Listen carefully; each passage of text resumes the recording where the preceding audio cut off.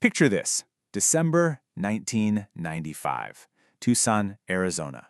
A detective walks into a quiet suburban home, and what he sees is a scene of just absolute horror.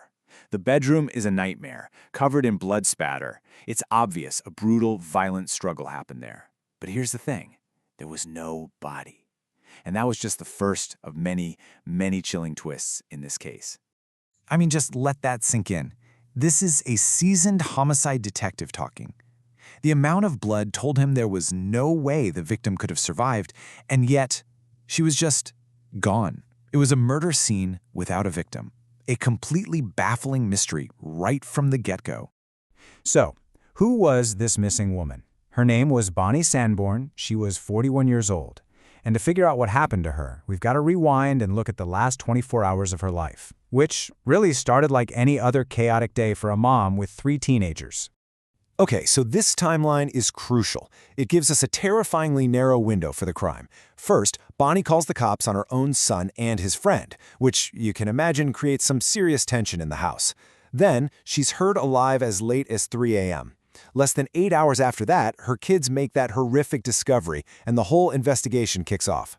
So what did investigators have to work with? Well, it was a really bizarre collection of clues. The scene just screamed violence, right? But the evidence didn't quite add up. A knife and an empty purse were left on the bed, which kind of argues against a simple robbery. Then there was this small brown button that seemed totally out of place, and most importantly, a trail of blood led out an unlocked door to the garage, where the family's car was gone. Now, with a scene this personal, this violent, police do what they always do. They start by looking at the people closest to the victim. And given the recent drama in the Sanborn house, 2 people immediately shot to the top of their suspect list. On one side, you've got Jason, the 18-year-old friend of Bonnie's son. He had a crystal-clear motive for revenge, a history with gangs and knives, and get this, he was wearing a shirt with missing brown buttons. I mean, come on. Then, on the other hand, you have Bonnie's own 13-year-old daughter, Candace. Her bloody handprint was found on a pillow, and her fingerprints were all over the room. So police had 2 very strong, but very, very different suspects. But, and this is where the case gets so frustrating, just as fast as these leads appeared, they basically evaporated. Jason swore he was home asleep and even volunteered to give a DNA sample. And Candace, terrified, explained that she and her brother had been frantically searching the room for their mom before they called 911, which explained all the prints. Both stories sounded plausible, and suddenly, the detectives were right back at square one. The investigation then took a really grim turn. Bonnie's missing Chrysler was found abandoned just half a mile from her house. And inside, police finally made the discovery they'd been dreading: Bonnie's body.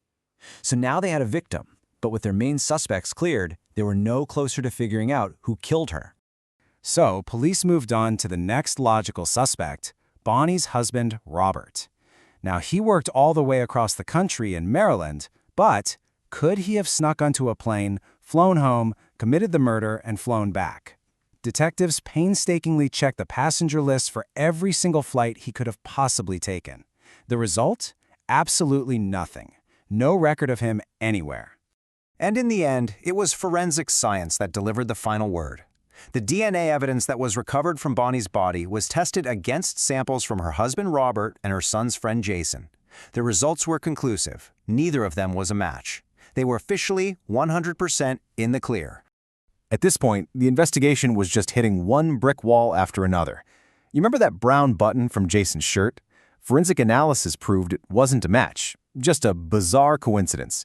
Then, an anonymous tip pointed them to a local drug dealer, but his DNA wasn't a match either. 9 long, frustrating months went by, and the case had gone completely cold. No viable suspects, nothing. So what do you do when all the modern forensic techniques fail you? Well, the lead detective, Brad Faust, decided to go old school. He went back to the very beginning. He started walking the streets of Bonnie's neighborhood all over again, re-interviewing every single person, just hoping someone remembered some tiny detail they might have missed a year earlier. And here's something that's just really tragic about all this. Bonnie apparently hated being the talk of the neighborhood. She felt totally isolated and just embarrassed that her family's private struggles had become the subject of local gossip. But in the most heartbreaking twist of irony you can imagine, the very thing that humiliated Bonnie in life was about to bring her justice in death. A single piece of neighborhood chatter, a rumor that had been floating around for months, was about to change everything. So Detective Faust is back out there canvassing the neighborhood, and he finally hears something new. It wasn't a big confession or anything, it was just a rumor. A rumor that shifted his focus away from family and friends and towards someone who had been right there the whole time, hiding in plain sight.